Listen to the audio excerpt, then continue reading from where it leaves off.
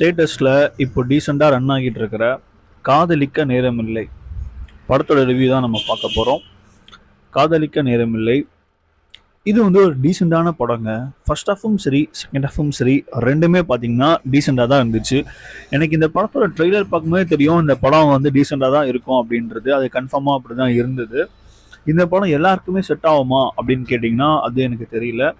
But ஓரளவுக்கு ஒரு சில ஆடியன்ஸ்க்கு இந்த படம் கண்டிப்பாக செட் ஆகும். சில பேருக்கு வந்து என்னடா இது அப்படின்ற மாதிரியும் சில பேருக்கு இருக்கும். பட் எனக்கு படம் பார்த்தீங்கன்னா ஒரு டீசெண்டாக இருந்துச்சுங்க. ஒரு நீட்டாக இருந்துச்சுன்னே சொல்லலாம். பெர்ஃபார்மன்ஸ் வைஸ் பார்த்தீங்கன்னா எல்லாருமே அவங்களுக்கு கொடுத்த ரோலை கரெக்டாக பண்ணியிருந்தாங்க. பேக்ரவுண்ட் ஸ்கோராக இருக்கட்டும், சாங்ஸாக இருக்கட்டும், படத்துக்கு என்ன தேவையோ அது கரெக்டாகவே இருந்தது.